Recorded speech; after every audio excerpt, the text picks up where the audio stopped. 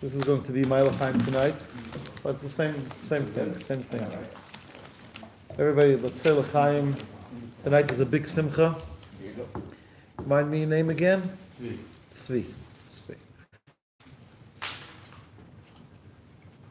L'chaim.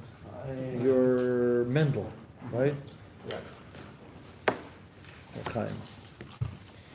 Yeah, you have some L'chaim? You're also doing the same thing? No.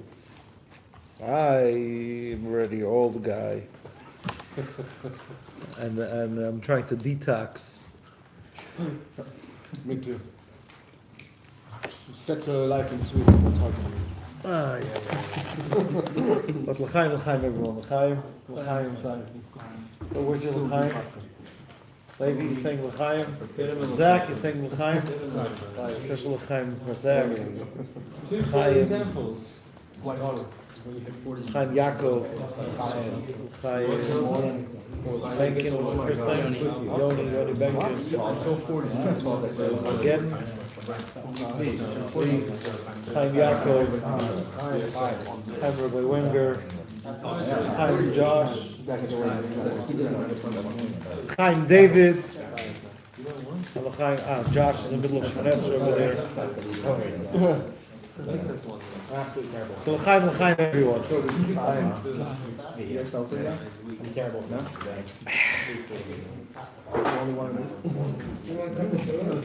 Tonight, we're celebrating Yudalat Kislev.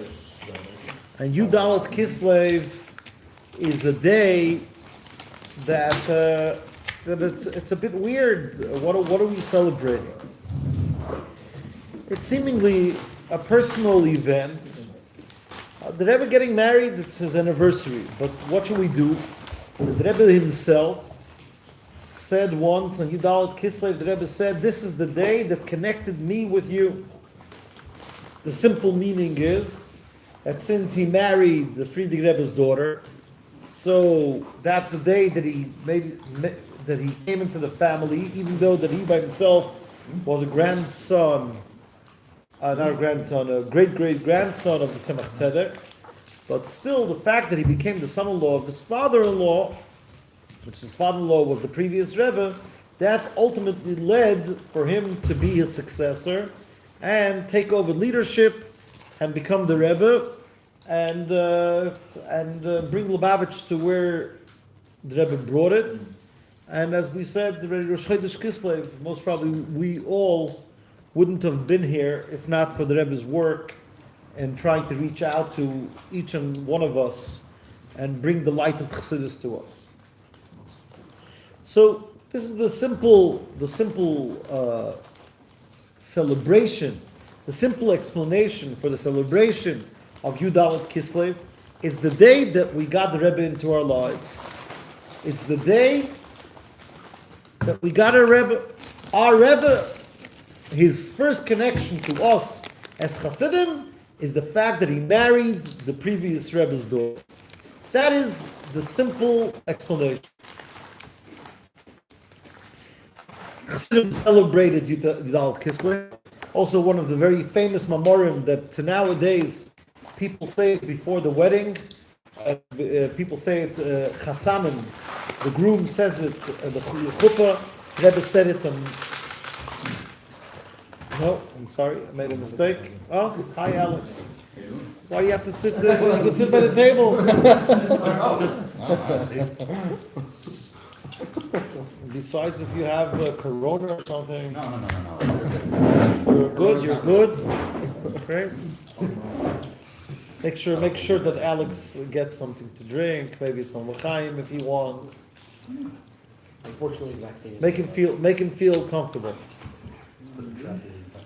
Chassidim Farbrengen Yudalat Kislev. I'm sorry, I was about to make a mistake. The last second, the Rebbe's mimer that is quoted, that Chassanim say was said on a different day. It was said on the Friedrich Rebbe's anniversary. But there was one year that they made a Farbrengen and they wrote to the Rebbe. The Chassidim write to the Rebbe a report.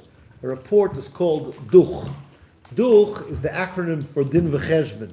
And the Chassidim wrote a report of that Farbrengen. They said exactly who spoke and so on and so forth. And then the Rebbe wrote as an answer. The Rebbe said he didn't mention that your guys were dancing. By a wedding, one of the most significant things is the dancing. Keitzad meragdim lifnei hakala. So in general, anyone that learns some Chassidus knows that one of the things that Chassidus teaches us is that we never ever commemorate something that happened in the past. We never commemorate anything that happened in the past. Anytime we celebrate something, we're reenacting that same thing. So when we're doing Hanukkah, we're going to not just commemorate the Hanukkah miracle that happened over there 2,000 years ago. We're going to relive the miracles and the revelation of Hanukkah. Purim, the same thing. Pesach, the same thing. In general, Kabbalah, anyone that learns a tiny bit Chassidus and starts to get some feeling and understanding for the depth and the wealth of Chassidus, one of the first things that will happen to you is that you'll stop commemorating things. You'll stop seeing things as a means for an end. You'll start to learn how to appreciate and re-experience things. That's like one of the things that happens if you want to know if you're starting to get a feel for Chassidus. That's one of the things that are going to happen. You're going to stop doing things as a means for an end. You're going to learn how to do things and be present in those things and experience things. You can imagine by your you can imagine by yourself that you could also do the same thing anniversary. Hopefully one day, the right time, everyone over here is going to get married. Whenever you decide you want to get married, it should go very easy and smooth, and you should find your basher, you should find your second half. Meanwhile, before you start looking for your second half, work on your first half. Yeah, because if your first half stinks, it's a bit hard to get a decent second half, right? Be that person. Be that person that you want to marry. What? Rabbi Vichman said that I should Farbrengen Gidal Kislev and talk about relationships. You know anything about relationships, but this is a good word. This is a good word. Work on your first half first, and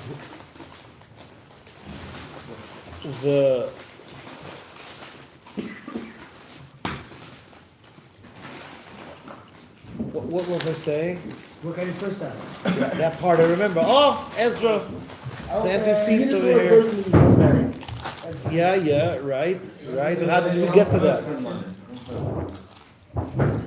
First in line for what? Stop doing things just for an end, as means to an end. Oh, very good. So when you'll decide, thank you. Guys, at least there's Yaakov. Yaakov listens. Why should you sit in the second line? Come, sit over here. Like this, sit close. If I want, I could just give you a slap.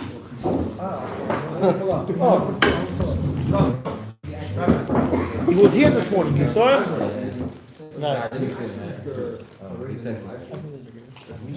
Is it framing it? Live stream? What? Is it live stream? Yeah. What's the link? Is there a camera? What's the link? It's just go to Twitch famous. Secret camera. Famous on Twitch.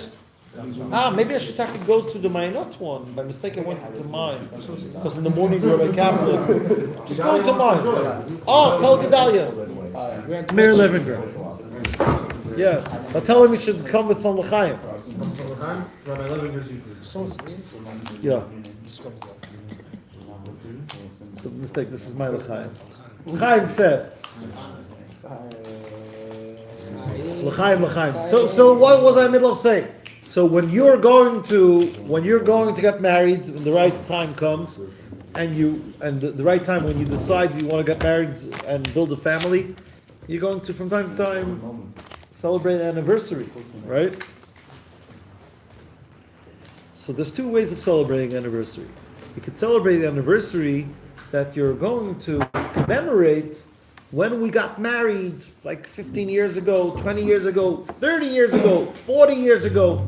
You're going to commemorate something that happened. That's an external way. That's why Chassidus is called Pnimius. What does Pnimius mean? What does Pnimius mean? Pnimius means, no. You don't want to just reenact and commemorate something that happened back then. Let us renew our vows now.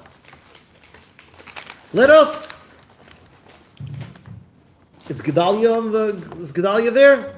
Send the yes, a thumbs up, something that you know that you're there. L'chaim Gedalia.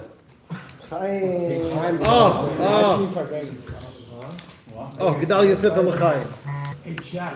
L'chaim. So you're here, guys? You're here? You could do things as a means for an end. Why am I doing this? In order to get something else. If you're an internal person, whatever you do, you try to be present over there. And you're not just commemorating something that happened 50 years ago, we are reenacting, reliving the event. And that's why the guys, anyone that wants the Farbrengen loud, I'm very happy. Hey! Listen. There was a big Farbrengen over here a week ago, and they brought two shluchim, your brother-in-law, was shouting and Farbrengen, and meanwhile someone was disturbing the whole time. And I was quiet. I wanted to tell your brother-in-law, be quiet. I got 3,000 views on the Farbrengen video. But in the middle, then you discuss it later. But you could do it afterwards, or I'll be happy to listen to you, Farbrengen. I actually wanted to hear what that guy had to say. I asked him. Which guy? Jewish guy. It's a lot more scary. No, your brother was a brilliant Farbrengen. It was also good, but that's a Farbrengen. It's not a class. If you want to say something, share. It's a Farbrengen is like a shtickle group therapy. Yeah, we wanna, and that's why if you want to share an issue and you don't want the whole world to hear it, you could just Go on the line. We'll change your name. Just change your name. Say okay, Moshe. Yeah. Okay, Chevra. Type in chat. So when the Rebbe writes to the Hasidim that you had a sofa Farbrengen, but you didn't dance. By a wedding, you dance. What is the message? The message is that the Rebbe doesn't see this as another commemoration for something that happened a long time ago. The Rebbe sees it as not a commemoration, a reliving of the connection that was made between the Rebbe and the Chassidim. And because we don't want to cancel Chassidus tomorrow morning, and I, over the years, I've been in education for a long, long time.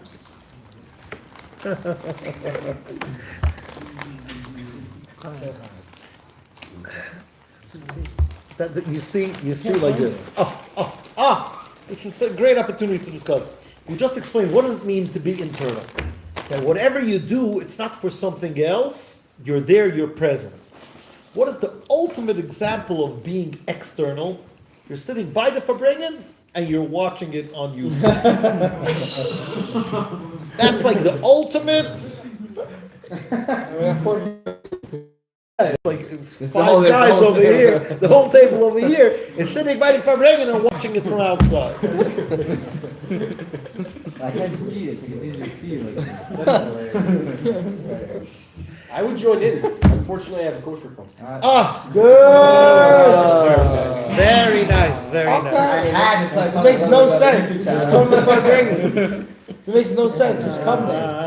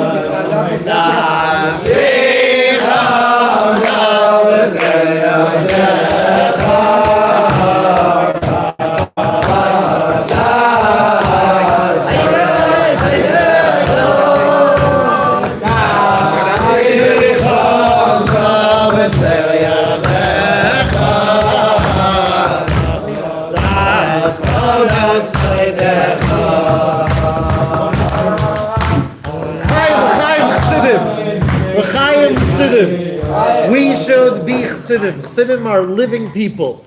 A living person is someone that never lives in a way as a means for an end. Whatever he does, he's there completely with his whole energy.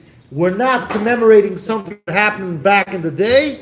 We're reliving this initial connection of us with the Rebbe. But really, so I said, I've been in this business in Mayanot by itself, I've been almost 23 years. It's my 23rd year. And over the years, I've Farbrengen a lot of times. And usually I was infamous for my long Farbrengens. And there was a joke amongst the students, said, Rabbi, why do you have to wait till 2:30, 3 o'clock, in the middle of the night to say these things? Say 10 o'clock at night, say what you want to say at 3 o'clock. It's a very smart students. Like over the years, I've had 2, 3, some smart students. What? A few, yeah. So I want to share something. This is really this is really the part of Farbrengen that usually Farbrengen at 3 a.m. and everybody's after l'chaim. Do you say a tiny bit l'chaim? Not you don't have to. Just say tiny bit. Those of you say. I understand it's Sunday night and you don't want to drink, and I also I'm on a detox. I can't drink, but let's celebrate. Let's celebrate the wedding. Let's celebrate the connection. I wanna share a problem that I had, and it's possible. Why am I sharing my problems in public? Not because I want to share my problems in public. It's not cool, but I think that maybe that's really what a Farbrengen is about. Farbrengen is, why do we need a Farbrengen? Why can't we just have a class? Is because a class is more formal and everybody is like sitting and taking notes and writing and listening and trying to learn a skill. By Farbrengen, we have some food, we have some drinks, and we could talk openly.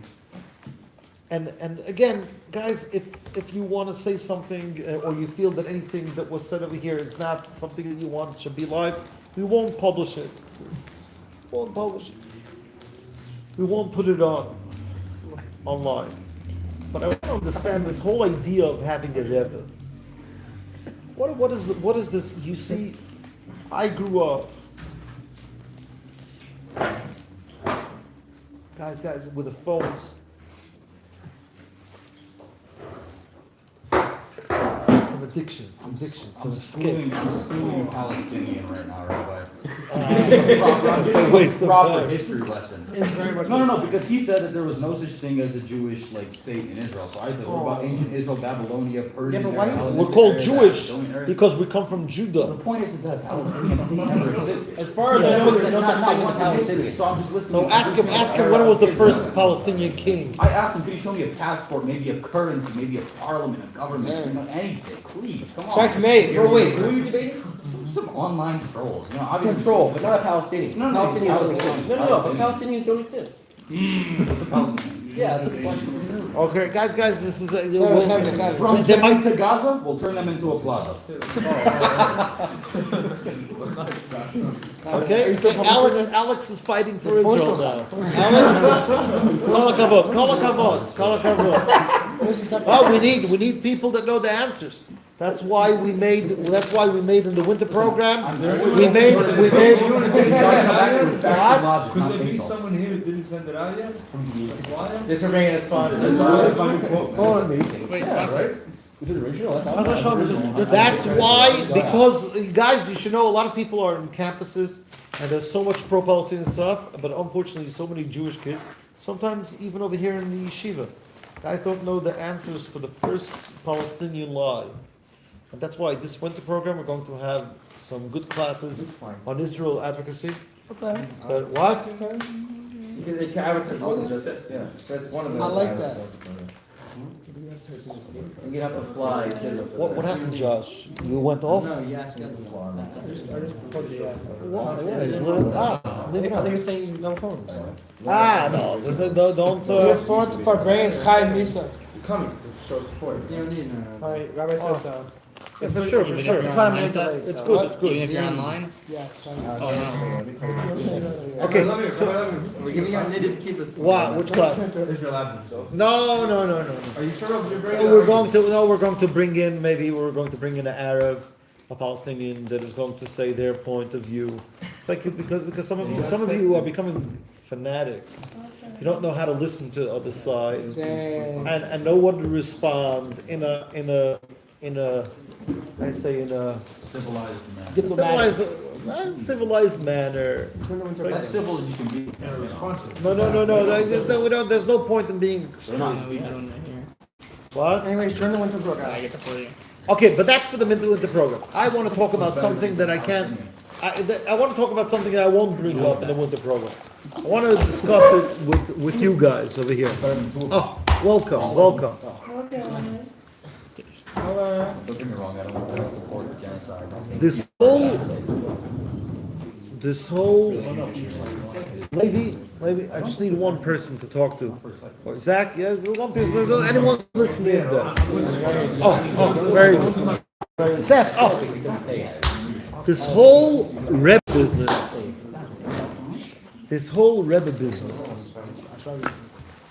Oh, fine. I don't want to say who said that, but one of the guys just told me, Rabbi, I'm also struggling with that. So this is starting to become a real Farbrengen, because it's all about the. We once had a teacher over here that had a Russian accent and said, "Guys, anyone who learns Tanya, it's all about the struggle. It's all about the struggle." Guys, you learn Tanya? Yes.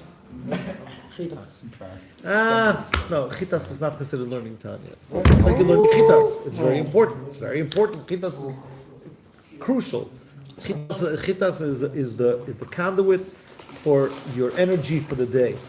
But Tanya, guys, every chassid needs to know Tanya. That's not what I want to bring about, but I cannot hold myself back from saying every chassid needs to know Tanya. Yaakov Tzatzkas. You know Tanya? No. Not yet. Yaakov, you know Tanya? The first page. The first page, that's beautiful.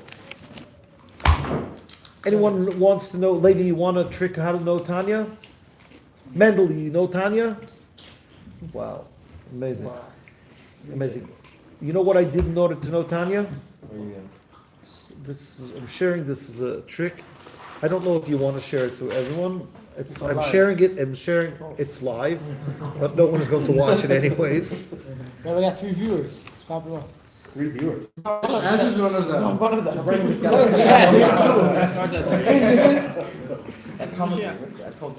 I'm listening. I'm watching very closely. Rabbi Wenger, you feel you know Tanya? Some of it.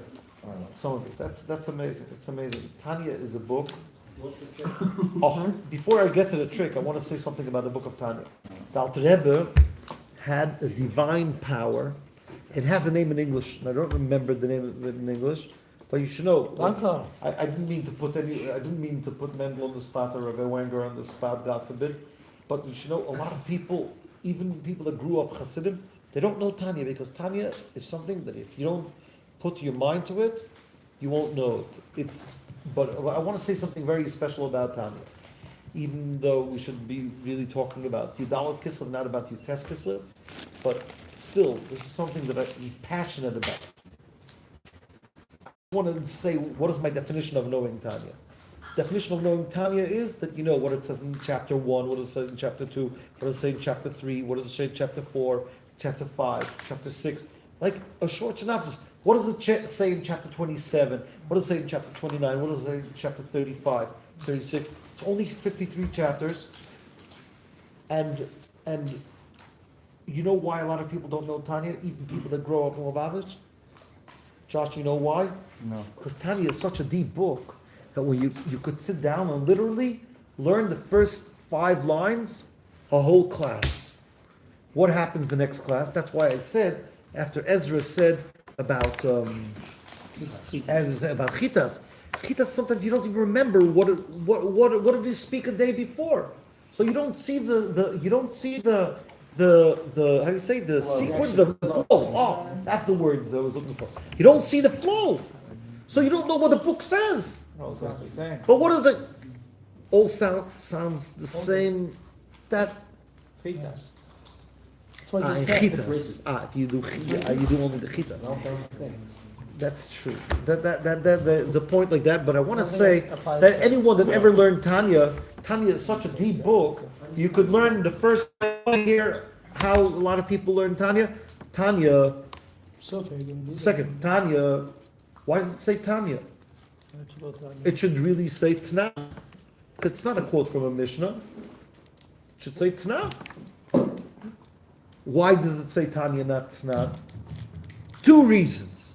One reason is because Tanya has the letters Asan. Asan is strength. The whole book of the Tanya is to reveal the strength of the neshama. That's one reason. Another reason why it's called Tanya is because it says in Kabbalah that there is a klipa. At night you shouldn't say even the word klipa, but I'm saying it because, but there is a evil power in the world that his name is Tanya, and its main task in the world is to convince people that learn Torah not to learn the inner dimension of Torah. And the Alter Rebbe wrote the Tanya in order to defeat that evil spirit. That's why the book starts with the word Tanya. The next word in Tanya. What is the next word after Tanya? Mashbiin. No, you're right. That's right. But Tanya b'sof peri gimel denida. Sof peri gimel denida is the end of the Mashbiin. Anyone that ever learned Tanya in depth, what's called nowadays in depth, Mashbiin has 3 translations. Mashbiin means take an oath, it means satiate, and it means the 7th. And like this, you could go through the book of Tanya, every word has so many explanations. But, how does it say? There are so many trees, you don't see the forest for its trees. That's the way to say it. You don't see the forest for its trees. And therefore, you can have people going out of Mayanot, and they don't know. It's not nice to share this, but almost like every few weeks, I ask Rabbi Vichner, what do we do? I want the barn in Mayanot Shemotanya. But what should we do? We're struggling over here. We want to know how to learn Gemara. We want to know how to learn Chassidus. And everybody wants to learn Likkutei Sichos. And everybody also wants to do Mitzrayim. And some people want to do Rambam. There's so much to learn. So where should we push in Tanya? Where should we push in the Tanya? So back in the day, we used to have a special teacher that used to come over here at night by the night seder, once a week, would teach Tanya. But I want to suggest, and this is because, what's your first name, Levin? Dovi. Dovi wants to know the secret, the trick. Want to hear the trick, how to learn Tanya? But be tolerant. Some of you might say, Rabbi, you're off your rockers. Is that a way to learn Tanya? But I'm telling you, it works. The way to do Tanya is to do every day 1 chapter quickly. Quickly. Shemay! My best friend, Shemay. Come sit over here next to me, Shemay. I think I'm going to be a bystander for this one. Bystander? You can't be a bystander for a Farbrengen. You come to Farbrengen, you get sucked in. What? You're in. Fine. What?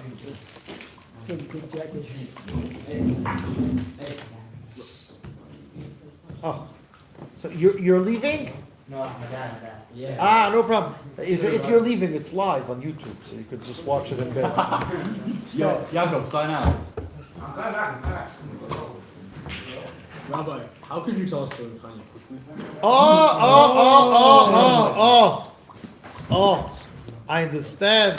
understand what's going on over here. So right away, you have big chassidim like Zach. Zach is a real chassid shabacher. Says, Rabbi, learn Tanya quickly. You have to do it deep. But I want to say something. Sometimes you don't see the forest for its tree. You don't see the Forest for its trees. You don't see the forest for its trees. You don't see the bigger picture. And that's why the way I learned Tanya, and I've given this piece of advice for a lot of people, and those that took this advice came afterwards and thanked me. You don't have to come and thank me. You don't have to come and thank me. It's completely okay. But what I'm trying to say is like this. If Hebrew is hard for you, just do it in English. But don't do the bilingual. The bilingual Tanya is like very academic. Don't do lessons. Do lessons in Tanya, but only the italics, which is only the translation, right?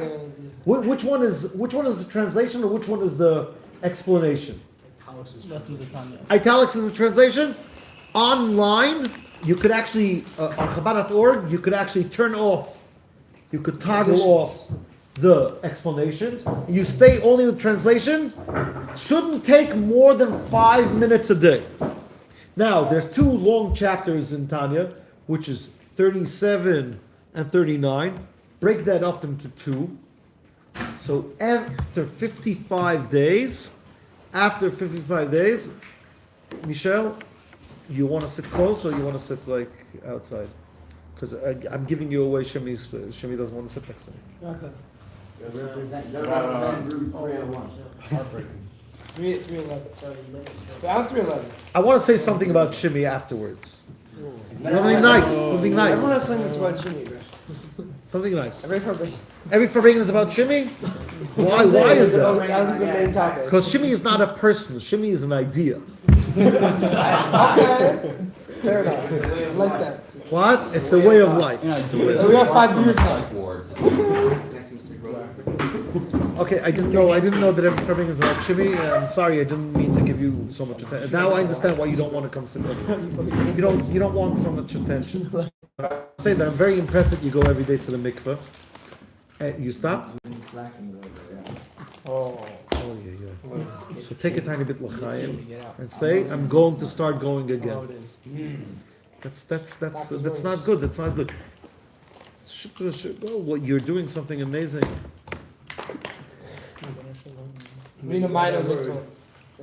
Yeah, in the new building we're going to have a Mayanot mikveh. Yeah, we just painted all the Cool walls. part of this. In the new building. Wait for the big building. So make the new building. 5884. Make the new Is it building. happening? Guys, 5884. Let's go. Now because of the war, all the Arabs have to be fired because we found on their statuses Hamas things. Yeah. Okay, so You're saying lessons in Tanya only English. so what I want to say is like this. Okay. Only the translation. Now, like this. Before I come to Zach's problem over here, where Zach says what? Translation, how can you really understand the idea? That is what I'm trying to say. That's what I'm trying to say. Sometimes you have to learn how not to get stuck on every detail because you want to get the bigger picture. So Dovi wants to know how to do it. You do it like this. You do every day 1 chapter quickly. Josh, did I ever share with you this idea? Oh, fine. Josh agrees with me. It's the first time we ever agree on anything. Me and Josh? What? We ever agreed on something? We disagreed a lot, but not so much. It's the first thing I remember we agreed on. It's good. It's good. You know, we're very open-minded over here, Mayanot. So it's like everybody could have their own opinion. So open-minded, our brains fall out.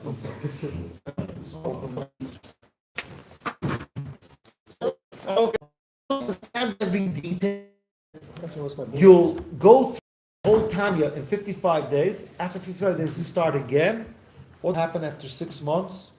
You'll have gone through the Tanya 3 times. If you do it for a year, you went through the Tanya 6 times.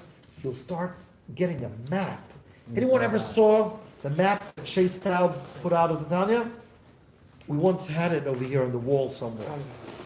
The Tanya map. I think we should get another Tanya map and put it on the wall, and suddenly you start seeing the map.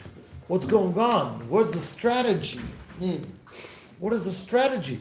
Where are we going? Now, obviously, we have to go into a certain chapter, and over there we have to shoot down certain things. But let's first get a map. Did you ever see a person going into a war and not have the whole big map of what's going on? What do you think, Mendel, about this idea? Brilliant. It's brilliant, right? Right. I also think that it's a brilliant idea.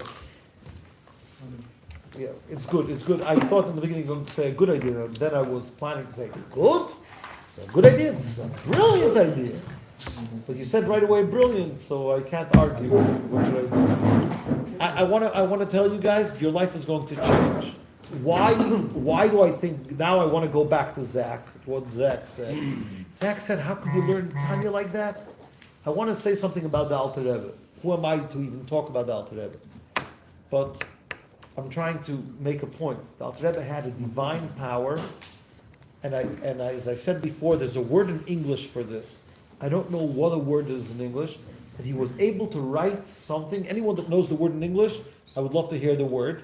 The Alter Rebbe had a power that he was able to write things, and it could be understood on a lot of different levels. Again, there's a word for that in English.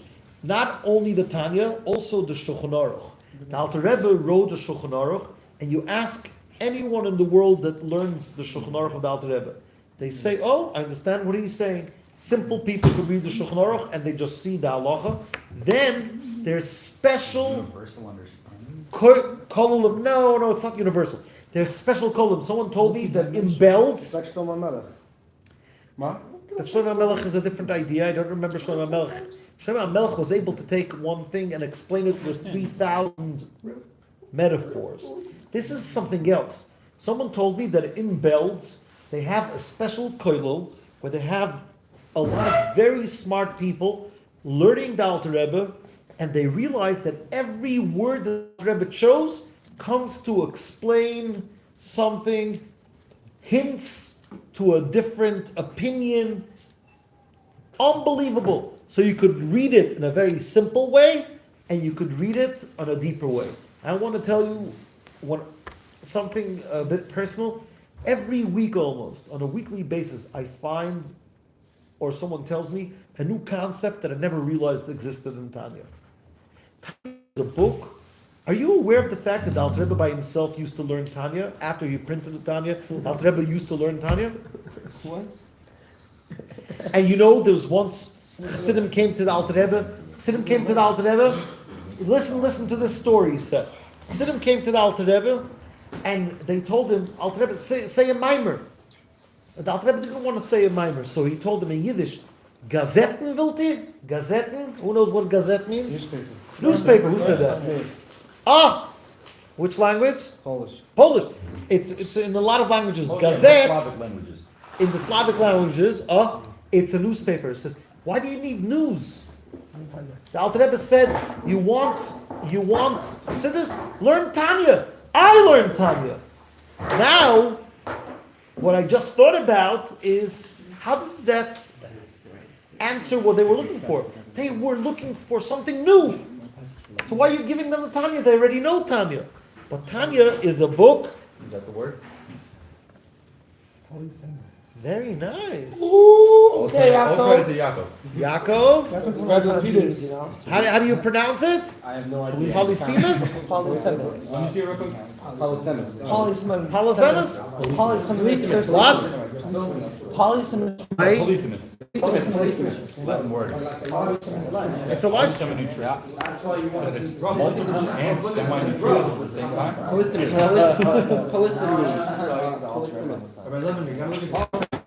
I see it popping up. I saw what you wrote about the new building.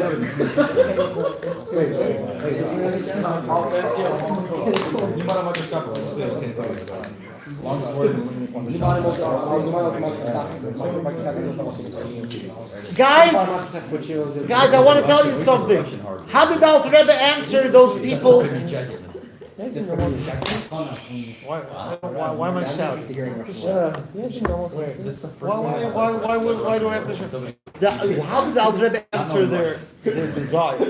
They're coming and they say, we want to hear New Chassidus. Why? Because New Chassidus is exciting. What does the Alter Rebbe tell them? Learn Tanya? Tanya they already read 15 times, 20 times. Oh. You hear what Seth said? And when you learn Tanya, you find always new things. So Dovi, you get the idea? The idea is to get a good command of the book of Tanya, but not learning it deep, learning it very, very quickly. Well, Rabbi Wenger, what do you think about this idea? I know the Russian good. Brilliant. Is it going into effect? I think it's good. Why are you learning? Whatever you want, whatever you want. We don't put any pressure. What? If you're learning the Tanya on a basic level, then aren't you like missing out? Oh, so now you're saying like that. That's what I'm trying to say. When you want to go to war in Gaza, first you have to see the whole picture. Then you go down to the details. But I want you to know, Shimi, by the end of the year, I want you to know, what does it say in chapter 1? What does it say in chapter 2? What does it say in chapter 3? What does it say in chapter 4? You know these things most probably. Guys, what does it say in chapter 1 in Tanya? Nefesh Bahamas. The 4 elements. He's going to go into the details. In 2 words. The first, what is the second parak? What is the third parak? 10 kleshus. What is the fourth parak? The 3 levushim. The 5th parak? Torah. 6th? The powers of the the powers of no. 7th is 8th is about. That's well.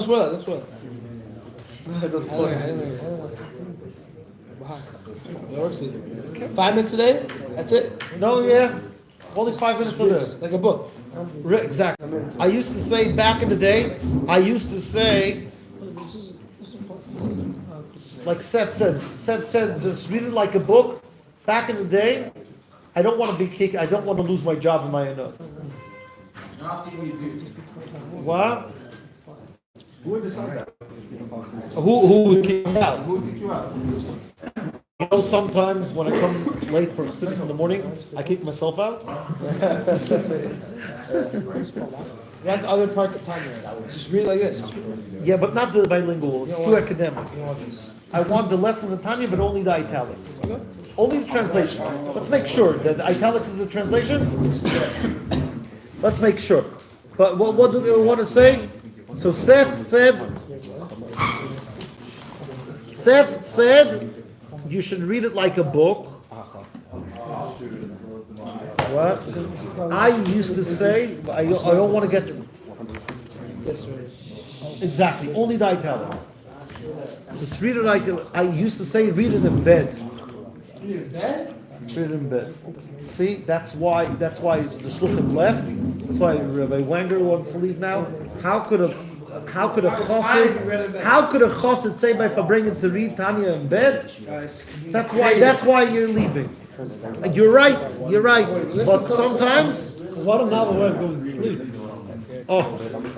Rabbi Gopin, the Mashpiach for Chabad, says, make sure to go to sleep with the parak of Tanya. Your life is going to be different. Whatever you read before you go to sleep, that's what you live with. Go to sleep like a yid. Go to sleep like a yid. Story.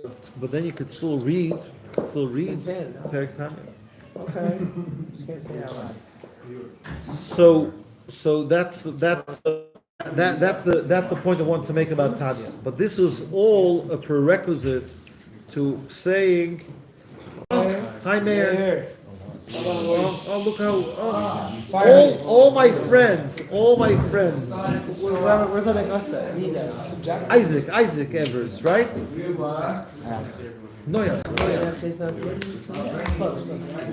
Come, sit. Only if you want. I don't want to focus on. I want to focus on whoever is here. It's completely okay. So one of the things that is very hard to understand is the whole idea of having a rebbe. I didn't grow up. What does that have to do with Tanya?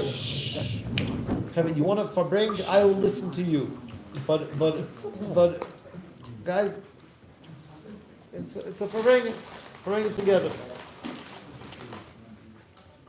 The whole idea of having a rebbe is an idea that is very hard to understand.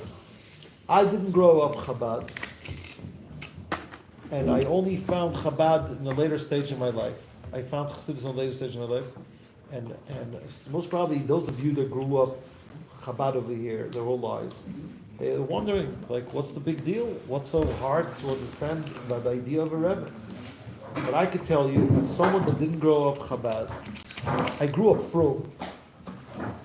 I grew up in Borough Park, spoke only Yiddish. I learned English over here in Mayanot when I started teaching over here 23 years ago. But the idea of a Rebbe, like, why in the world do you need a Rebbe? Why do you need something between you and God? In fact, you're not allowed to serve an idol. You're not allowed It's to. the same reason we eat Rashi. So you're already going to the answer. Good. You're already going to the answer. Say better.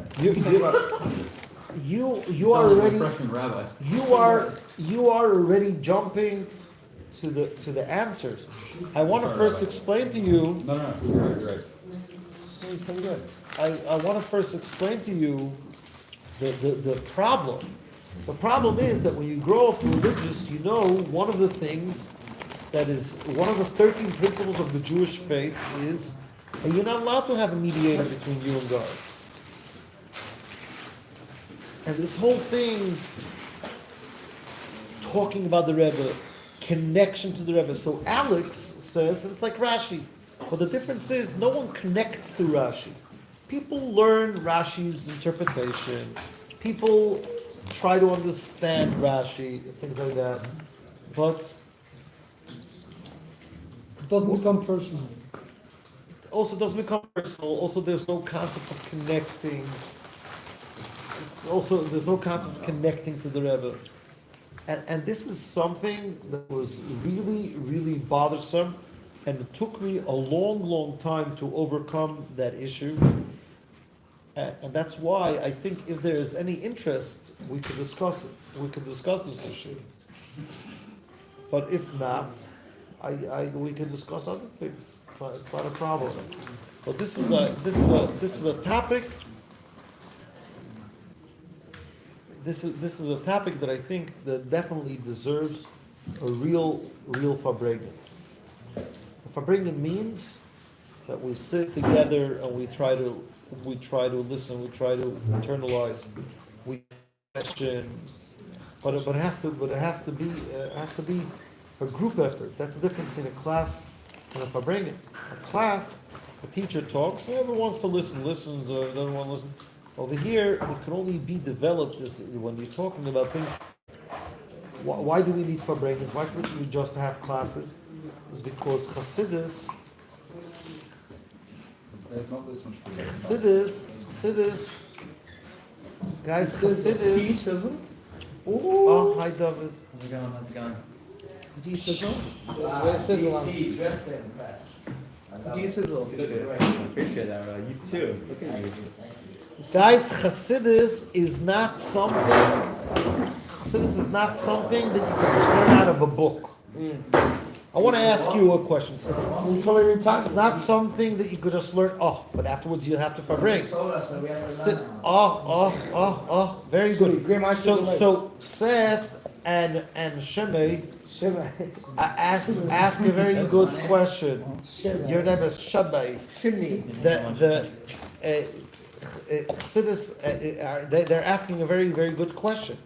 Like why you just said to learn. I want to ask you a question.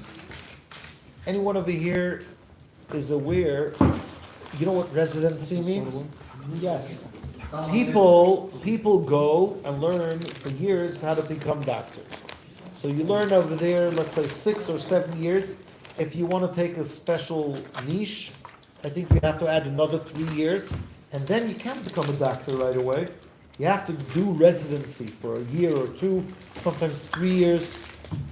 That's when you learn medicine. Then there are other, what else do you need to do something similar to residency? Internship. You want to become a lawyer. So you learn law for how many years do you learn law? 7 years? Yeah, maybe in order to become maybe in order to become American or British? Maybe he's talking about becoming a barrister. I took my LSAT before I came here. So maybe I took becoming my a LSAT before I barrister, came here. you need 7 years. I took my LSAT before I came You still? Huh? A barrister. That's a lawyer in England. With the wig. I thought so. It makes No, the wig is the judge is with the wig. Remember The judge is with the wig.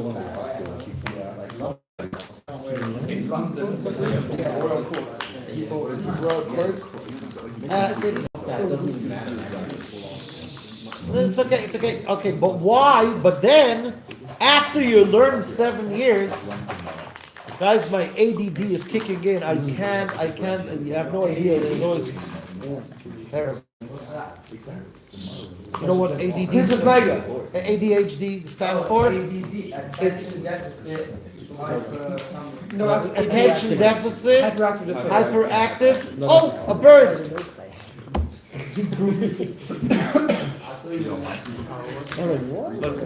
That's just a distraction. That's not ADHD.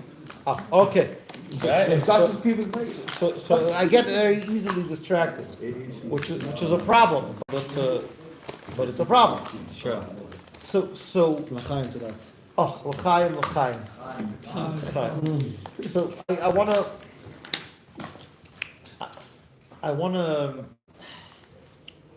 What was I in the middle of saying? So why does a lawyer, someone that studied law, why do they need, after studying for so many years, why do they need to do internship? So some of you are going to say right away, is because you have to, I don't know, what are you going to say? Why? Exposure and experience. Exposure and experience. I worked in law firm for 6 years. You know because you need exposure and experience. So Alex says because you need exposure and experience. But I don't understand, why do you need exposure and experience if you learn the textbooks? So no one over here, no one in their right mind will say that the reason that you could become a lawyer without learning textbooks. If you don't learn any textbooks, how in the world are you going to? So that's the answer to what you guys asked before. So why did you just talk about learning? Obviously you need to learn first. But then there's certain things that a textbook cannot give it to you. And in the words of Alex, and it's a very, very powerful words, exposure and experience. But Alex, try to explain to us why you can't get exposure and experience from learning, reading a book.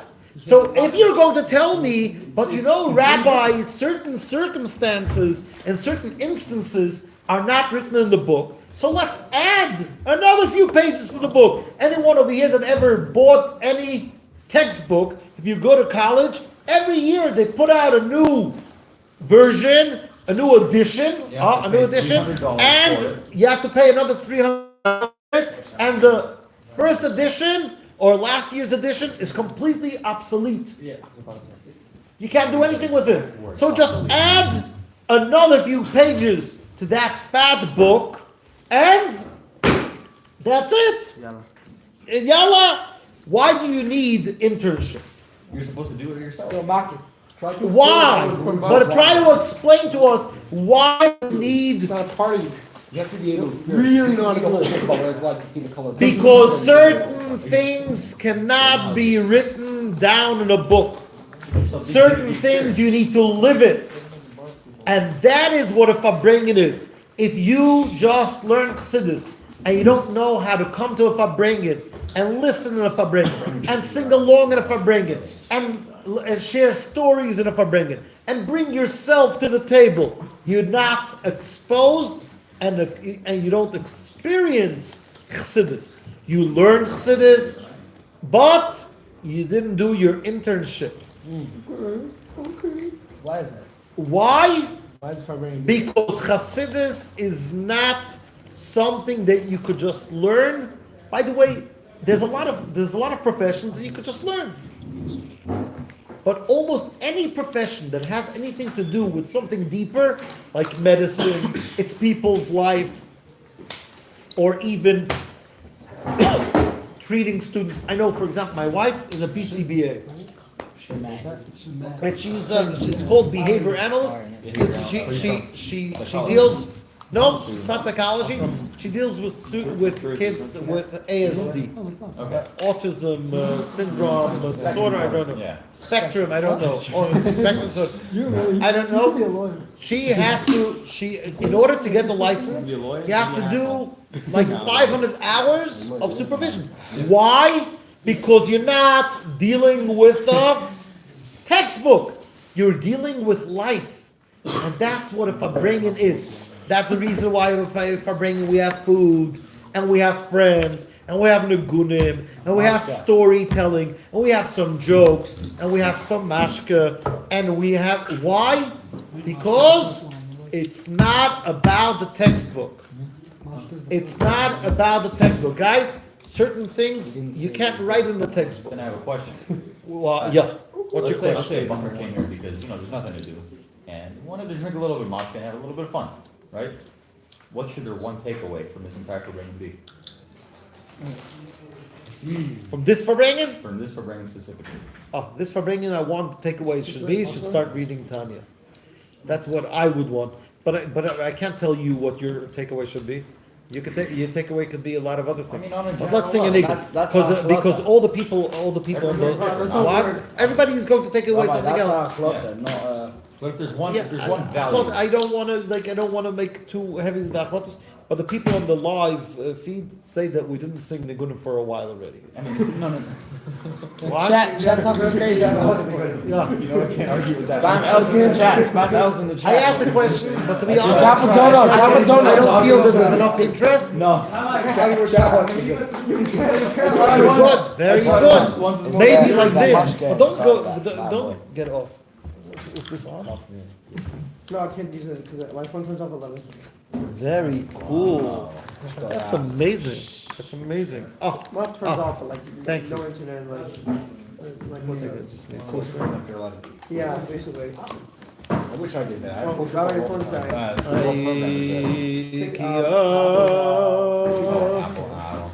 Oh, let's sing a niggin of. Should we sing like a fast nigga? What are the people? No.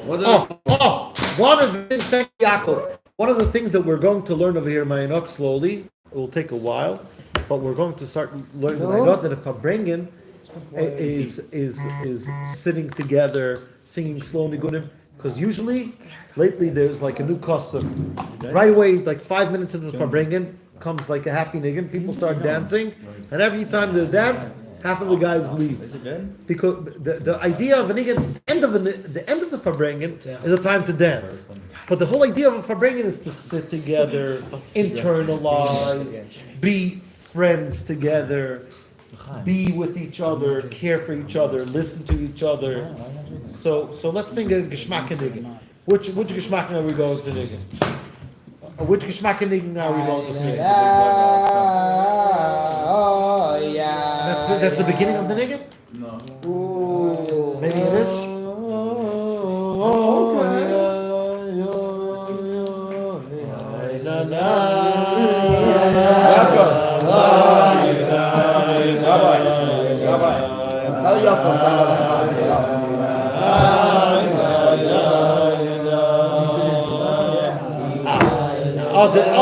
This niggin is the baby niggin, and it starts like this.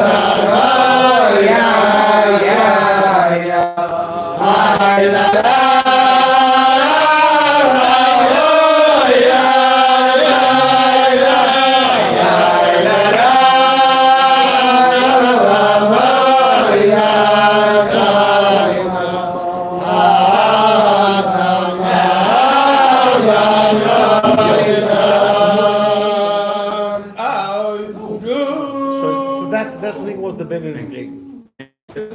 What's your name? You look familiar, and I just don't remember. Oh, so it's, what?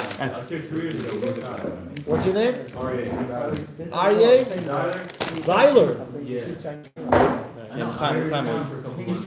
Nice, beautiful, beautiful. So your parents live over here? Yo, yucky. What? That's your? Oh, so what's in there?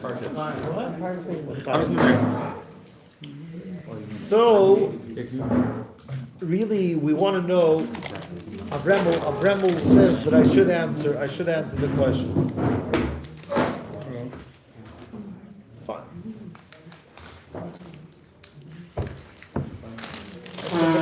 It's a long and complicated. There was once a chassid. There was one time a chassid. A chassid wouldn't ask this question because chassidim grow up knowing they grow up with it. But I didn't grow up as a chassid. Yeah, and I didn't grow up as a chassid, so that's why it was harder for me to connect to this idea. You were born a chassid.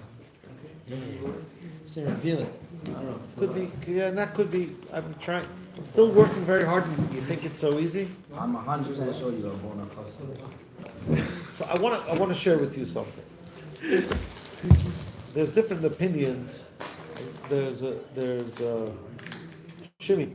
There's different opinions. Educationally, I'm just sharing with you educationally. What your ADD is, please. Fair, okay. Bud, You fell for it though. I'm gonna get you back.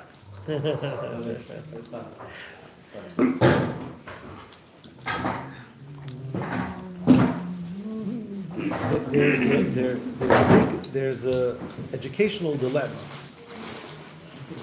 See a bacher going to the mikveh every day.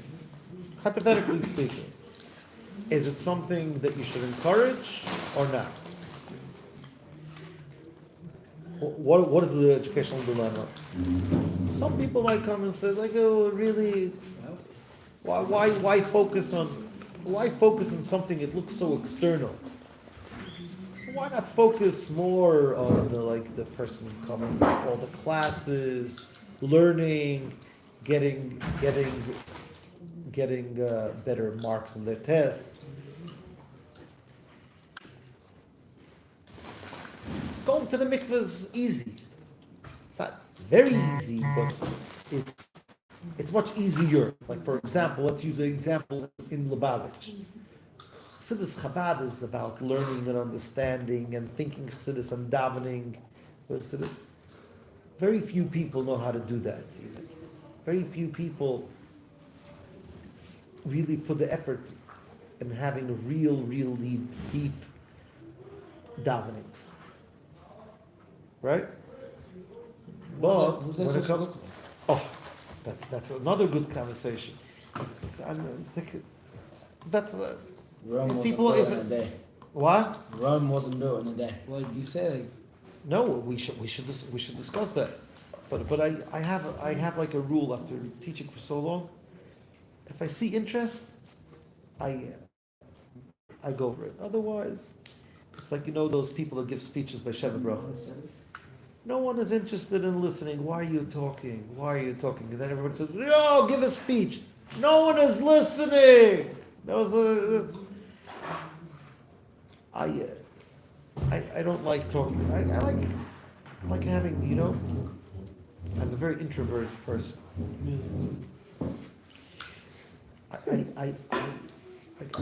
I hate big parties and where no one is saying anything. I like having conversations with people. I'm an introvert. What? Okay. Oh, Pinto's here. JP. Bring the rabbi. As the So I was in the middle of saying something. So davening, putting in a lot of Seth is asking, what does the davening meant to look like? That's a very good conversation. We should maybe sit one day in Farbrengen, maybe one Thursday night after the Lukut Torah. We learn the Lukut Torah in the Lukut Torah club. We should move up this topic and discuss it. We'll be careful This week, Thursday night, I'm Saturday, Farbrengen. So, I know it's hard because last week I was by a wedding, and we don't want to cancel the Lukut Torah club, and we usually don't. But this week I have to go for bring somewhere. What? No, it must go on. Yeah, it's going to go on, and maybe one week we'll talk about it. So there's so many more people saying Tehillim Shabbos Mevarchim. Shabbos Mevarchim, it's Chabad custom to say Tehillim Shabbos morning, and there's the famous saying that when you say Tehillim Shabbos Mevarchim, it will affect you and your kids and your grandchildren. Saying Tehillim Shabbos Mevarchim is not easy. For me, it takes about 2 hours. Some people it takes 4 hours. And so many more people are willing to put in the effort to say 4 hours Tehillim than to add another 10 minutes to their davening. You know why? Why? They don't know what it is, but it also takes so much more internal effort. Saying Tehillim, it's okay. It's external effort. makes you feel good also. If you would try to daven for 10 minutes, it makes you feel much better than saying to the whole Torah. No, but say, How But do it you know you're takes- davening right? Is there a equation? It's not Yeah, a question. something which is a daily thing. Doesn't have It's to not be going to make you We're feel. not talking about daily. We're talking about Chassidim. I used to try to daven on Shabbos, this, and every week I want to try to daven every week, but it's so hard. I'm not focused. I have to go home. But to say Tehillim takes 2 hours. I don't remember missing the Shabbos and Baruch not saying Tehillim. Adding Because we have a tendency, the expression that says water goes where there's the least resistance. Also, Rabbi, saying daily davening, a daily. Not talking daily, not in No, terms of daily. like 2 minutes per Chassidim didn't day. start with davening daily. We're talking not the regular davening. You're saying I commit for one extra davening, just today. Shabbos.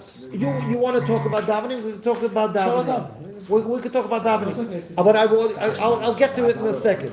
Because I also have, maybe Dovi wants to know a trick on davening too. You want to know a trick on davening?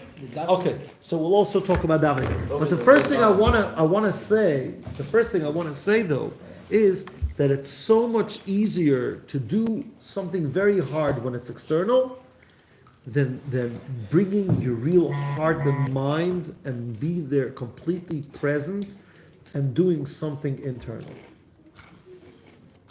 So therefore, from a educational perspective, someone might come and say, why do you encourage going to the mikveh? Mikveh looks like something external. But I disagree with that approach. I want to say that going to the mikveh every day is not external. Going to the mikveh every day, maybe the action is external, but it's called in Chassidus makif. Makif and chitzonius are not the same thing. Chitzonius is external.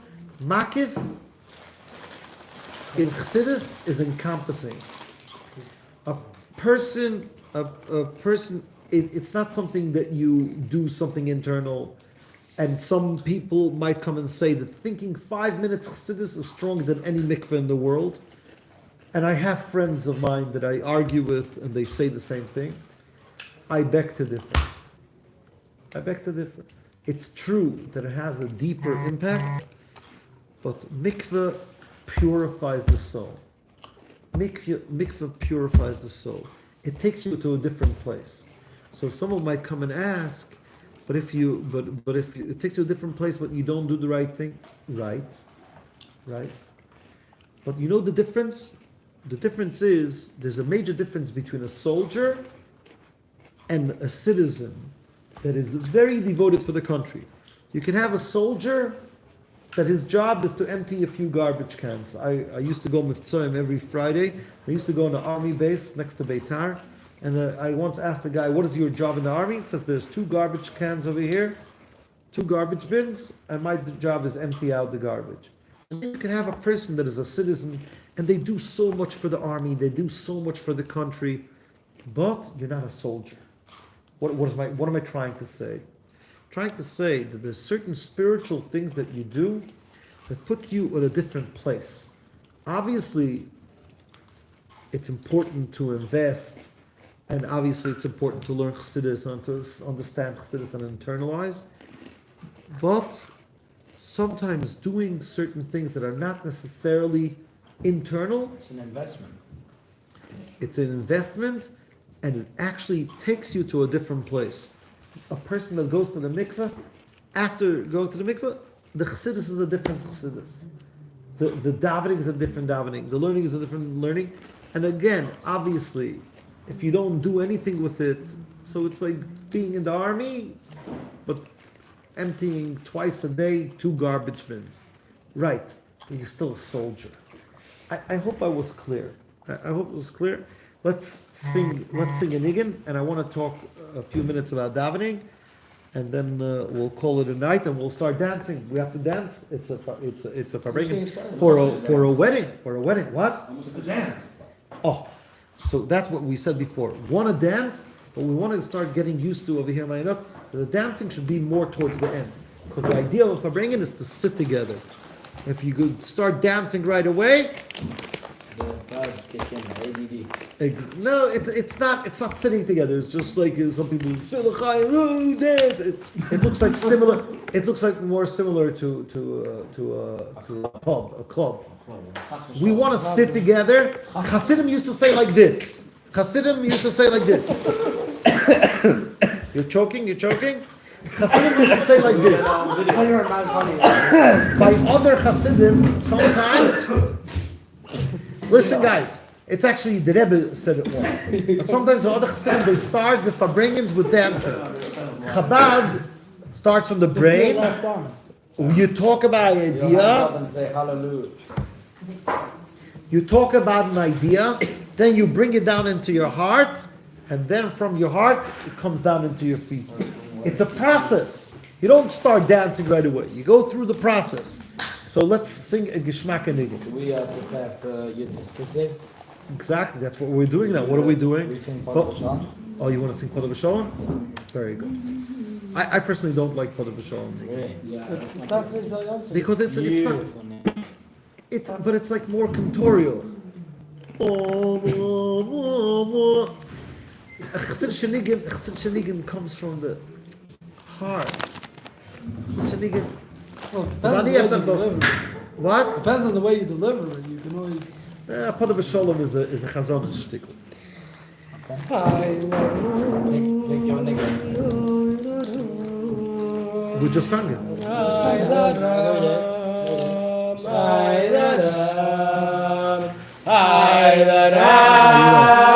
will sing the Mayanot. This is the middle Rebbe.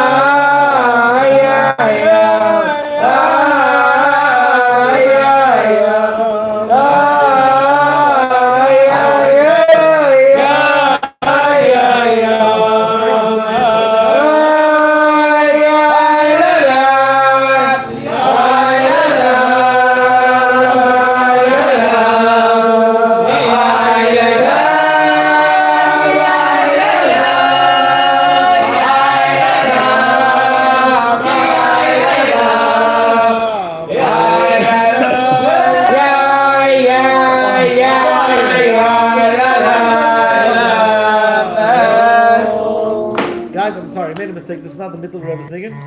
This is really a niggin of the Tzemach Tzedek, and this is called the niggin Nishtachos. Just my battery is about to die. Anyone has like a power bank or something to connect? No problem. Want the good one? If it's very easy for you. Thank you very much. Okay. On all the wire though. What? What phone do you use? It's a Type C. USB-C. Fine. Shkach, Jay Pizzle. Thank you. Way to work. I want what? Okay. I want to hear about davening. Dovi wants to hear about davening. What other question? No one wants to hear there. No one wants to get an answer? No one wants to hear Question that. of what? I quit. Question of what? But Dovi wants to know about it. I'm gonna quit. Don't give up so easily. I'm coming. Sure. Sure. It's every day. Take it tomorrow. It's every day. I'm trying. Tomorrow Monday. It's a long answer. You need. Why Why do you need a Rebbe? Why do you need a Rebbe? Why is it needed? Why is Didn't this you ask the discussion question? needed? Exactly, that's what I'm saying. Thank you. You asked the question? I asked a I'll question. go. Okay, fine. You left first. Someone else says they want to know. Das ist die Sticker Rabbi, Kaidan. davening is a side check. I don't think I have to go to Do Rebbe? I want to talk. I know the Rebbe is a long thing. I want to talk about davening, and I want to. I want to talk about the Rebbe. I want to talk about davening. Oh, look who's here. L'chaim, everyone. I want to talk about the Rebbe. Josh, you want to know how to daven a bit better? Yes. What is the challenge in davening, guys? Dov, you come sit. Concentrate. You have to go to sleep? What? Oh, why? Oh, concentration, that's really the big, that's what Al Rebbe calls in chapter 42 in Tanya, that a person has to serve Hashem, Yegias Nefesh, Yegias Basar. Just pick it up. What? Yegias Nefesh, Yegias Basar. What is the Yegias Nefesh and Yegias Basar? So Yegias Nefesh means toiling of the soul. Toiling of the soul is to fight the mind one. Some guys asked about davening. What are we trying to do in davening? We want the words to start being emotional. Yeah, imagine, guys. Imagine you tell a person talks like this. Imagine your parents would talk to you like this, or you would talk to your child like this. I love you. I love you. Huh? Happy birthday. This is your birthday gift. I love you.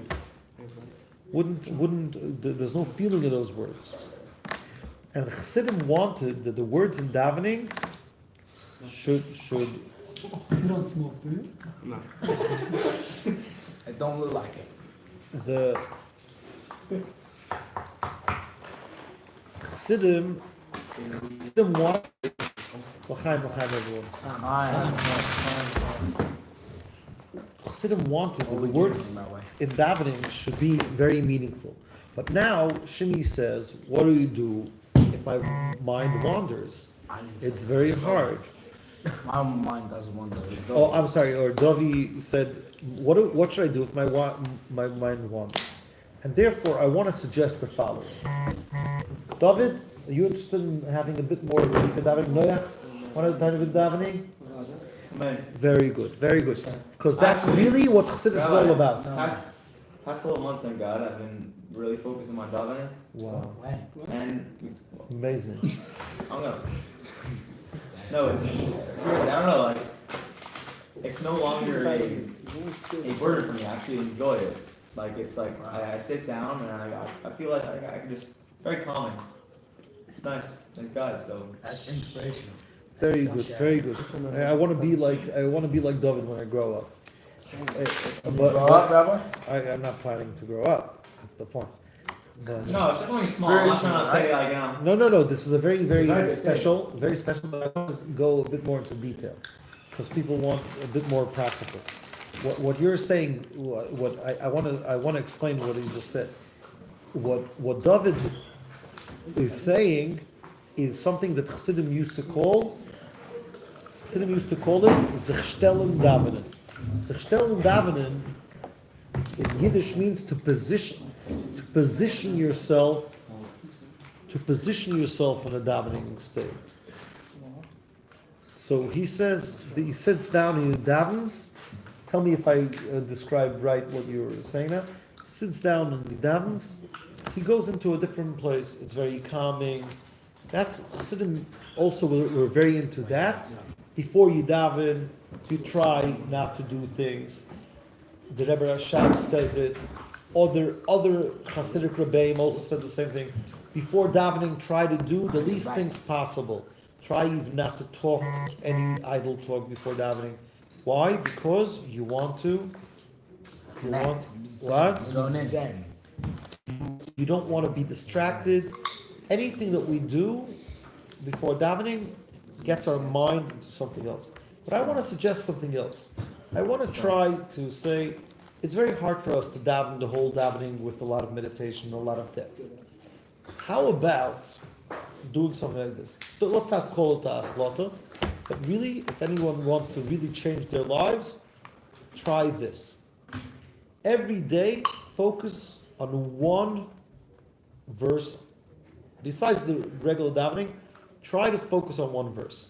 What does that mean? I'm going to explain everything very detailed. I could see you never had me as a teacher, right? Whoa. Remember, you wanted attention, you should have just told us. I would suggest a night before, look up the words. Look up the translation of the words. You look up the translation of the words, and you learn the meaning of the words of the verse. Ma toivu oyalecha Yaakov mishkenisecha Yisrael. How good is your tents, Jacob? If you want to talk, tiny bit quiet. No, tiny bit quiet. It's like, you could talk, you continue talking. No one has to listen to me. Just be quiet. You learn the words. The next day, when you come to say the words, guys, try not to say the words right away. Before you say the words, look at the words, think about those words. 10 seconds, 15 seconds, 20 seconds. After you think about them, try to feel the words. What do you mean try to feel the words? Try not to feel your own feelings. Don't think how excited you are. That's more connected. Who was the bucket that asked before? Why do people go like this? Who asked it? Zach. That's a whole different style of davening. I actually grew up with that style, where you try Hayakiva.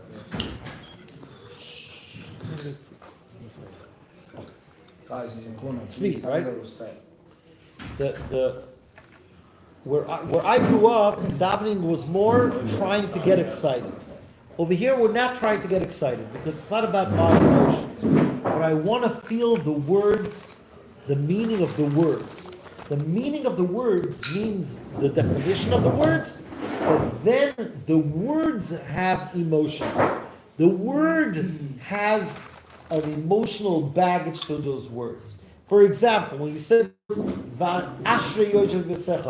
lucky are those that are in your home. So the first part, you think about it. Really, do I think that lucky are those that are sitting in God's home? Or really, I think lucky are those that are sitting in their Teslas. Or lucky are those that are sitting in their office on Wall Street. So that's something you could think about. But then, after you think about it, and that's it. Every day, only one verse, and give for that verse 60 seconds. You look at the words, think of the words, try to connect to the words, and then enunciate the words. Then say the words. Then the rest of the davening, you move on. You'll realize something very interesting. Every day you're going to have another verse that you thought about. After a month, you'll have 30 verses that the verses will have emotional baggage in a positive way, not in a bad way. The verses will have an emotional connection to them. You'll say the words. You'll say the words, "Va'ani b'roivchavdecha," and I, with your great loving kindness, avei beisecha, I come to your house. You'll be able to be grateful to Hashem. You'll be able to be grateful to Hashem that He gave you the schus that you even go to shul. So many people don't know about shul. So many people don't have the ability to go to shul. And slowly, what you're going to be able to do is find davening to be not only saying words, but also connection. And the words in davening are going to carry in them an emotional, again, I don't want to say the word baggage, because baggage usually means something negative, has a negative connotation. But the words in davening are going to carry some emotional weight to them. How about, what does that mean? Yeah. What does that mean? Emotional weight. What does it mean, emotional weight? I think what the words "I love you." When you tell your child "I love you," the words are just words, or they have a certain meaning. You could get, or when you tell your child, even when you tell your mother, "I miss you." Yeah, the words "I miss you" are not just dry words. They have to them an emotion connected to them, and that's what we want to try to do in davening. Want to try to do in davening that when we say a line in davening, we're there, we're present, we're with the word. The word means something. Yeah. Why does it not come naturally? Oh, why doesn't it come naturally? What's your first name, Pinto? Josh. Josh Pinto asks, why doesn't it come naturally? The answer is because just like a vessel cannot contain fire and water together, it's very hard to love physicality and God too. Because we're very physical people and we don't work enough on our spirituality, we are naturally, if I'll tell you about a type of ice cream, you'll start salivating. Talk about God, it's a bit far out, it's far-fetched. So how can we suspend our physical thoughts? That's another conversation. We have to be a tiny bit more vigilant about what? We have to be a tiny bit more vigilant about indulging in physicality. During the day?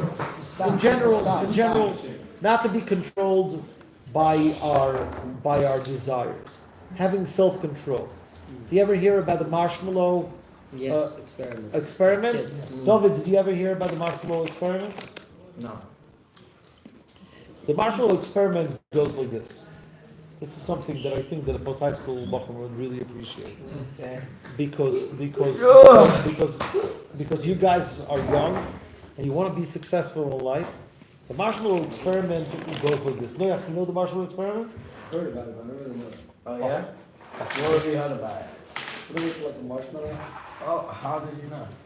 They took. Bro, what? Like, You want to hear about the marshmallow experiment? Is this like a real thing? Yeah. Please. Yeah. David, I think you'll appreciate it. Not sure. I don't know. I never had you as a student. I don't know you personally. Only taught your sisters. Why are you laughing? I don't understand why that's funny. Why is that funny? Why is that funny?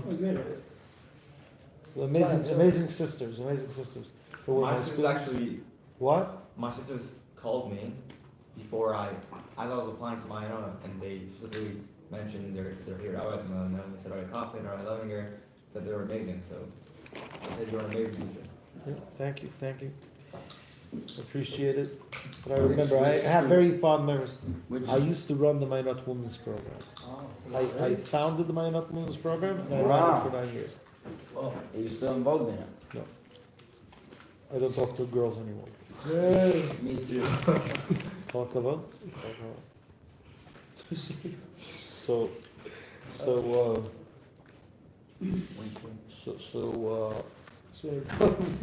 A lot of my siblings went. yeah, I remember all these sisters.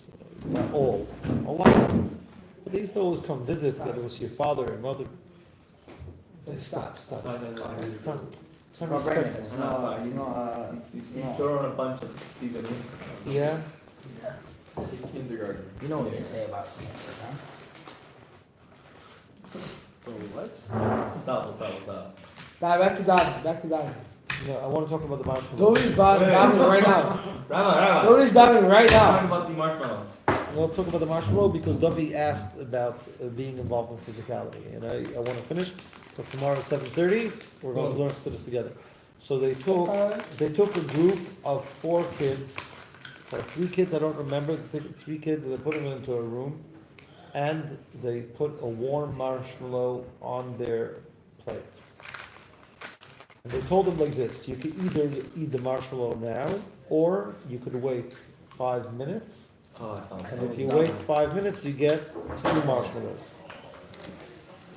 The kids that were able to hold, the kids that were able to withstand the temptation, they did research, they did a lot of research, they found that these kids, 20 years later, were more successful in life. They were more successful in life than those kids that didn't know how to practice how do you call it? Self-control. Discipline. What? Self-control. Self-control. Why is it? Really, success in life is all based on your ability to focus. People that don't have the ability to focus, people that don't have the ability to focus also have a harder time to hold themselves to self-control. And you can't really, How are these two you can't. How are these two connected? I'll explain it in a second. It's a very good question. But a person that can't control themselves can't really reach anything in life, because you can't achieve anything. How are they both connected? They're connected because both are based on the inability to withstand distractions. Yeah, but when child decides that they're not having a marshmallow. Before you ask, try to understand what I just answered. I have no problem. I've done so much research about it, and I could talk a lot about it, and I think that's also what it's called considered the idea of das. At first, no. Verse on the left is a whole other thing. We're talking now about das. When I am focused, the inability to withstand temptations is very connected to the idea of me being distracted. Distraction means that there's something that pulls me away from my ground. Those kids, when they decided, they made a decision. It's a 2-second decision, right? They decided, from the first second that they were not going to have the marshmallow because it pays to have two. Right. Or for 5 minutes they were rethinking it. Yeah. No, everybody wants to have 2 marshmallows. Right. And that's why all of them start not eating that marshmallow. But then you see people that can't control themselves, and they're taken over by the smell of the marshmallow, and then they cave in. So the whole 5 minutes is a back and forth, and you have to control your focus. Exactly. It's not. No, over there it's not controlling your focus, but it's the same ability of holding your ground. Right. And that's why you'll see people with less das also they have more problems with self-control, and anything distracting they also get more easier. They get offended more easily. Why do they get offended more easily? Because everybody would get offended. But the question is, how much does that thing have the ability to affect you? Because if you're focused, if you're constantly focused, then something like coming in the middle is not bothering you. If somebody don't think about every second is another living, is another whatever. So automatically when they're offended, it's they're in a new state. Because every second they're in a new state. So that's why they're not focused on the. That's why I'm saying single. I think that you're getting what I'm saying. I just want to point out: don't use the word focus, because the word focus is usually connected more to the idea of thinking about something. The focus is an outcome of a person being rooted. A tree that has strong roots, it's very hard to budget. Right. That's why a person that is rooted strongly, when he thinks, he's focused. So focus is when he thinks. It's an outcome. Focus in Chassidus, in Peri Gimel in Tanya, where he talks about das being focused, it says clearly in Chassidus that that's the lowest level of das. If you want, I'll show you. There's 4 different levels of das. What it says over there in Peri Gimel is the lowest level, the ability to focus. But really what das is your connection, your right, but all different levels are iskashas, but the question is, who are you? Exactly. Continuous self-identity. And that's why it's very hard. For example, the Gemara. In the Gemara, what is the example in the Gemara for a person that lacks das? That you have the ability to convince them. You have the ability to incite them to do Aveira.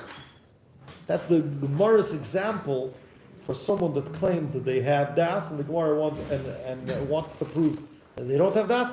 So they were sent to incite them to the Aveira. Self-control. The person was very strong, but the other person came every day, and then said, "Oh, that proves you don't have das." That's why people with lack of das get very easily offended, get very easily distracted, have issues with self-control. Everything stems from the inability of being rooted. Who am I? Now, to daven the whole davening is very hard. That's why I suggested every day take one verse, one pasuk, and that pasuk, try to be with that pasuk for 30 seconds. Yeah. It just feels like you can't control it sometimes. I mean, it's not like a conscious thought. What sounds good? Meaning, you'll be diving and distractions pops up. It's not even something you can control most of the time. It's just you read the words, next thing you know, it's another thought. Another thought, and your mind is. So that's why if you prepare the pasuk from before, and when you come to that pasuk, you look at the pasuk, you think about the pasuk, you try to connect to the pasuk, and then you enunciate say the pasuk for those 30 seconds. In the beginning, it's going to be hard. 30 seconds, then you can go up to 31 seconds. Or if 30 seconds is too long, you can do it 5 seconds. But those 5 seconds, then it can go up to 6 seconds. Those few seconds, just be connected to that pasuk. What is being connected in Translation. That you're listening to what the pasuk is saying, and you're not only listening to the translation, but also to the emotional weight that the pasuk is carrying.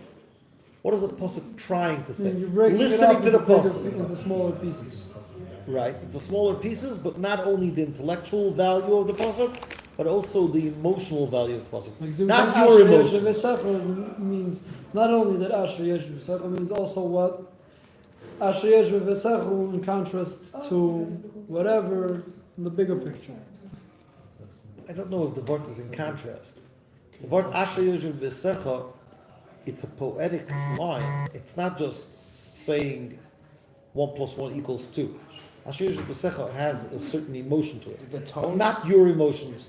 You could also say it with the tone. Asher Yesh. Meaning, Yeah, is what it's saying to me or what I'm saying? right? Or then you listen to the pasuk, you try to connect the pasuk, and then you pronounce the pasuk. Even this.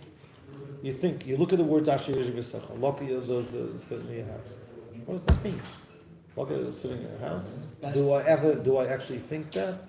Or lucky are those that are sitting in their private jet? Now you think about the idea, yeah. But there's a certain value for sitting in Hashem's home.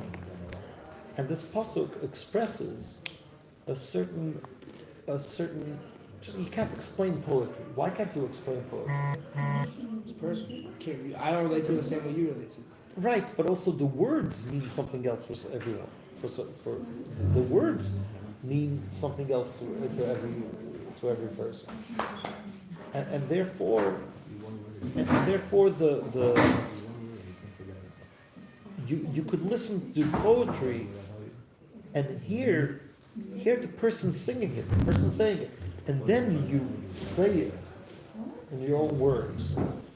But the problem with Tehillim is that I usually feel that way, is that I first have to understand the situation, to my ability, the situation David HaMelech was in when he said this pusik, and I can apply my situation to his situation, and then I can relate to it. I think that what you're doing now is overcomplicating it in order to don't have to.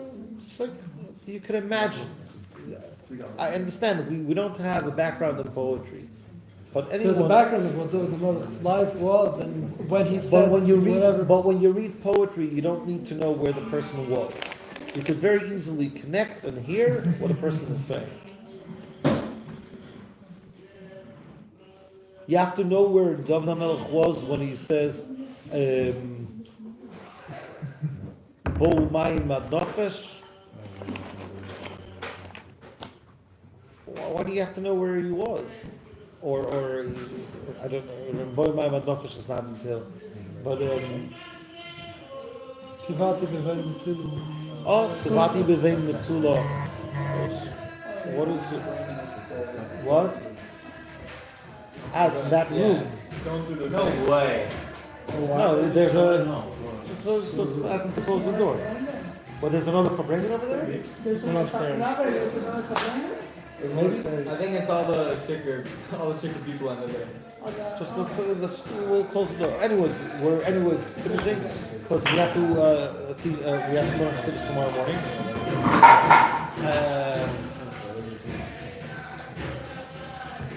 But this is a very important point. Don't try to feel your emotions.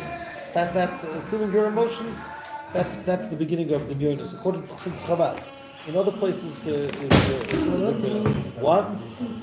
I'm pretty convinced that that's true. Yeah, but Tzitz Chabad is trying to feel the emotion of the thing. What does the pasuk say? And what does it say to me? That's already the Mayanot.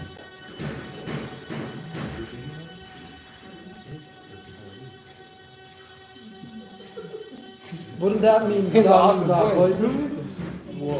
that it actually reflects on my avodah? Yeah. Like, am I really It's not- convinced that it's actually- what it says to me is not so much what does it tell me to do the next thing. What the way I see the post? It's not about how you what see the it. pasuk is saying. What the pasuk is saying. Yeah. It's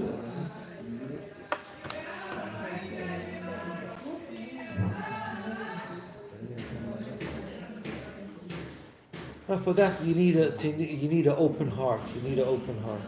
So the pasuk saying to me, No. That will just confuse. what I'm saying, What is the pasuk saying? What is the pasuk saying? and then how is it being said, like the tone? Then you express To me. What To does God. it say? You have to go. How what I'm saying to God and the tone I'm saying the word, the verse. Right. Well, you have to know like this. So this tells us that our neshama is constantly praying. Our neshama is constantly saying those verses. In davening, you're listening into your neshama's experience, and your neshama is saying the words of Tehillim. That's a whole other conversation. But that's more or less the idea of davening is to listen into your neshama's experience. So, for example, that's why we say the words of Tehillim instead of saying our own words, because these are the words that neshama say. So, for example, you say the words "Vani b'rev chazdecha avi besecha," and I, with your great loving kindness, I come to your home. So So what is that? What is that saying? Is it just talking about something technical? Thank you, God, for helping me walk to your home, or has so much more emotional weight. And God, you're so kind. Your kindness makes one acknowledge and feel the importance and the need to come to your home. Like, should I speak this out of my head? Like, Yeah. I mean, Yeah. it's Only just like 30 the way. seconds. Is this? Yeah. Is the point of this to disconnect yourself as much as possible from the equation? Like the Tehillim, you're relating to how it relates to God, not relating to you or relating anything about you. We don't say our own words because we want to take ourselves out of it. We want to take our egos out of it, not ourselves. Our true selves, we want it to be a part of it. How does the ego get involved in that? Believe me, if you make it very personal, could be so full of ego.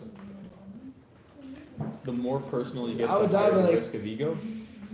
There's two types of personal. Oh, okay, this is something else. That's a mitzvah. You can get rid If of you need that love. something, I guess so. that's already a mitzvah. If you need Everything something, we have is ask me, Hashem. because it's gone a second. Yeah, but the part of davening that talks about needs is only the part of Shemona Esrei. Leading up to Shemona Esrei is a relationship. It's a relationship. That's the main point of davening. It's a relationship. In Chassidus is How is that the most important part of davening. No, Shema Yisrael. When you Shema, when you Shema Shema Yisrael, Yisrael is when you Shema Yisrael, Baruch Hashem, you'll have to. Right. Like, what does that mean? I know this. What is what? You Shema Yisrael, Baruch Hashem, go ahead. That's when you realize the unity of God. Chassidus, for some reason, believes that if the more the unity of God is going to be in our brains, understood, the more God will be a true reality in our beings. How? A true reality in our lives. How does saying the words connect you to God? That's the whole point of prayer, is to connect and form a relationship. How does that work?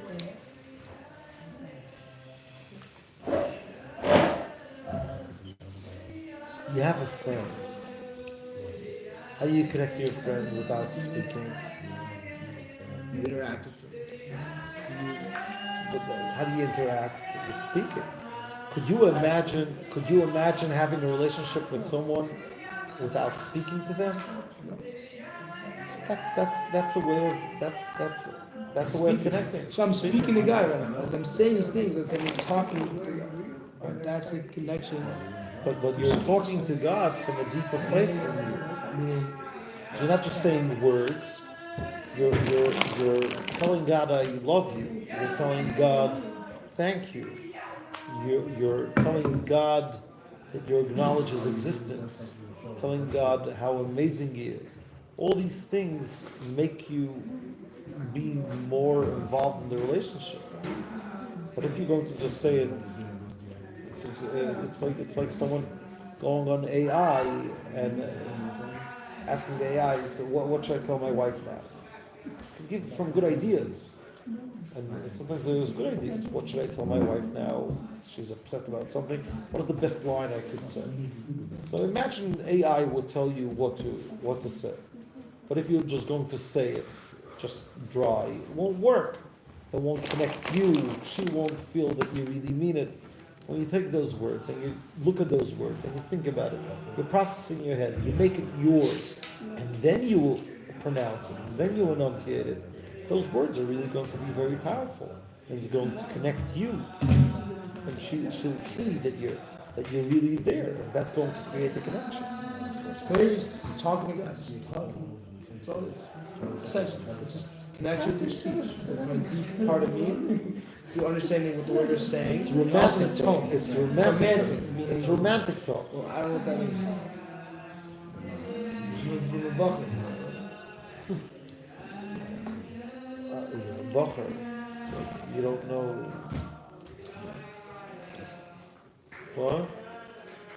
What does that mean? Be romantic. Fuck. If you're a bacher, I can't accept. I hear. Usually only bacher know. Once people get married, they forget what. Really? I'll believe that. I'm joking. You got my point. So l'chaim. Chassidim, let's be chassidim. Let's celebrate. Amen. Meheira yishama v'yada Yehuda.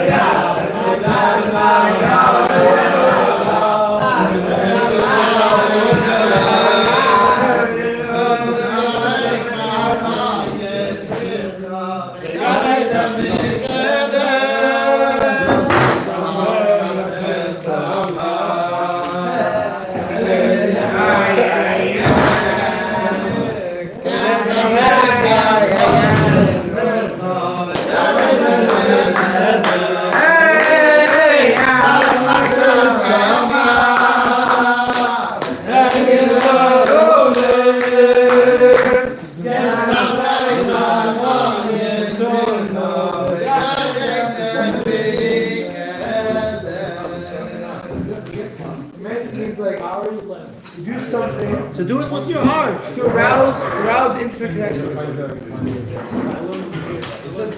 Not in order to arouse.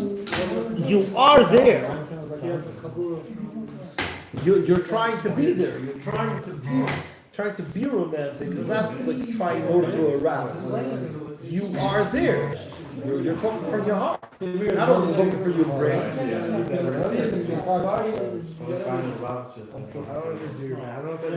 You don't know what it means. Hey, what if? Don't use the word romantic. When you tell your mother that how much you appreciate her, or you gave her a sweet tone. What? The tone is from where it's coming. So speak to God with tone.